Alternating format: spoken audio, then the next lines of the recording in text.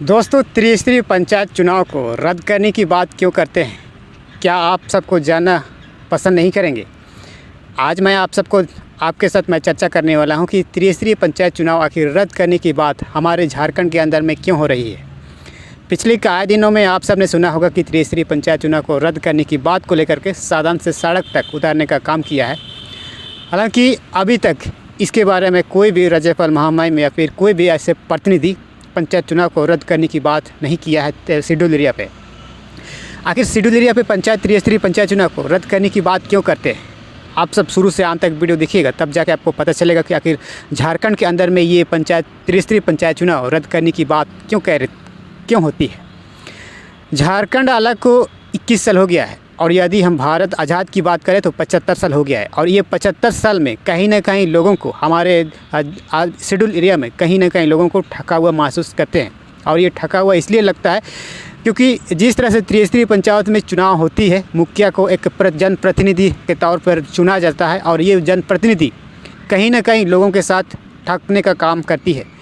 जिस तरह से आप सब ने देखा होगा, जनप्रतिनिधि एक ठेकेदार के रूप में काम करती है। ये शायद सुन करके आप चौंक जाओगे, लेकिन ये बस सच है कि जनप्रतिनिधि मुखिया ठेकेदार के रूप में काम करती है।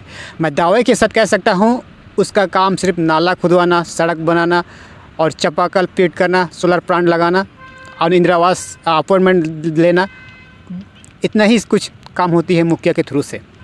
लेकिन कहीं ना कहीं ग्राम सभा के अंदर में, गाँव के अंदर में लोगों को ठका हुआ महसूस करते हैं। मैं ठका हुआ इसलिए कह रहा हूँ क्योंकि आज भी जिस तरह से गांव की आखिरी व्यक्ति तक अगर आप जाएंगे, इस झारखंड के 50-60 किलोमीटर दूर आखिरी व्यक्ति तक अगर आप जाएंगे तो कहीं ना कहीं सरकार की मुख्य धारा से लोग भटक चुके हैं। मैं इसलिए कह रहा हूं क्योंकि जिस तरह से लोगों को ग्राम सभा के अंदर में अर्थात पंचायत राज व्यवस्था से जिस तरह से लोगों को सुविधा मिलना चाहिए, कहीं ना कहीं लोगों को ठका हुआ महसूस होती है। और साथ में पंचायत चुनाव बहिष्कार करने से अर्थात प्रत्यक्ष रूप से अर्थात डायरेक्ट तरीक़ा से जनप्रतिनिधि को चुनने से ग्राम सभा के लोगों को अर्थात ग्राम सभा के आखिरी व्यक्ति को किस तरह से फायदे होंगे, ये भी मैं आप सबको बताऊंगा।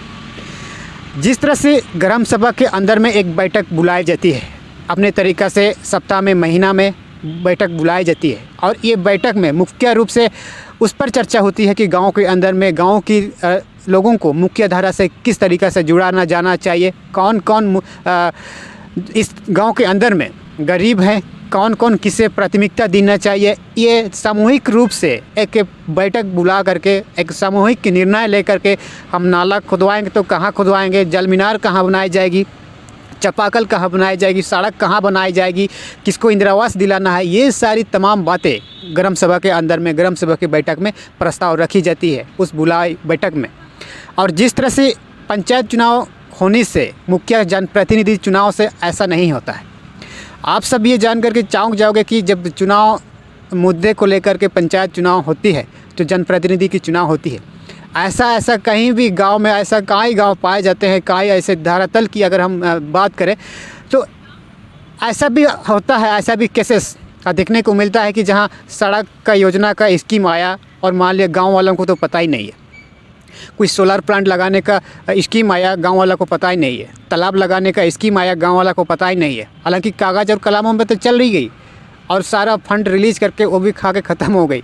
ऐसा भी होता है गांव के अंदर में। लेकिन ये सारी लोगों के साथ अन्याय ना हो और लोगों के साथ छल कपट ना हो, तमाम सारी चीज़ों को देख करके ग्राम सभा की बैठक बुला करके निर्णय लेने के बाद ये सरकार की मुख्य धारा से अर्थात सरकार से किस तरह से लोगों को लाभान्वित करना है, इस पर निर्णय होती है। हालांकि ऐसा करने से गांव के अंदर में शायद हमारे ख्याल से या फिर लोगों की राय से कहीं ना कहीं लोगों के अंदर में जो आखिरी व्यक्ति जिसके सरकार की मुख्य धारा से जोड़ना है अर्थात जिससे लोगों को प्रभावित है, जो मुख्य रूप से गरीबी, बीमारी है ना, लाचार, इस तरह से कोई प्रभावित है तो उनको चिन्हित करके ग्राम सभा के द्वारा चिन्हित करके उसको सरकार की मुख्य धारा से जोड़ने का काम होती है। लेकिन कहीं ना कहीं त्रिस्तरीय पंचायत चुनाव से लोगों को ठका हुआ महसूस होती है क्योंकि PESA act, panchayat extension to schedule area में ये कहा गया है कि जितने भी पंचायत की तरफ से आने वाले जो भी स्कीम, पंचायत की तरफ से जो भी आने वाली स्कीम डायरेक्ट ग्राम सभा की फंड में जाएगी। और अभी क्या हो रही है कि डायरेक्ट मुखिया के फंड में जाती है।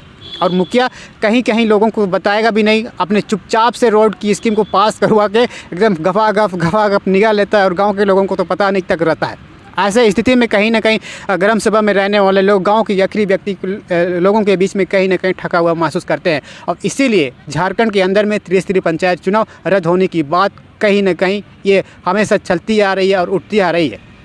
और ये शेड्यूल एरिया को सरकार की मुख्य धारा से जोड़ने के लिए कहीं ना कहीं ये त्रिस्तरीय पंचायत चुनाव एक सही ने मायने में संवैधानिक है और गैर संवैधानिक इसलिए नहीं है क्योंकि शेड्यूल एरिया में गांव के आखिरी व्यक्ति को सरकार की मुख्य धारा से जोड़ने के लिए ग्राम सभा सशक्तिकरण अर्थात ग्राम सभा का प्रावधान, ग्राम सभा की सारी शक्ति ग्राम सभा को दी गई है।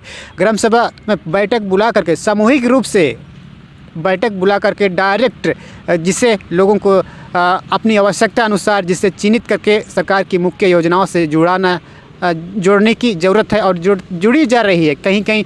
लेकिन मुखिया चुनने से ऐसा भी केसेस आते हैं कि मुखिया चुपके से सड़क का निर्माण करवा लेते हैं लेकिन गांव के लोगों को बताते नहीं है। ऐसे गांव देहात शेड्यूल एरिया में होता है और इसीलिए कहीं ना कहीं ग्राम पंचायत राज व्यवस्था और इस तरह से पेशा एक्ट और ये जो त्रिस्तरीय पंचायत चुनाव रद्द करने की बात हो रही है।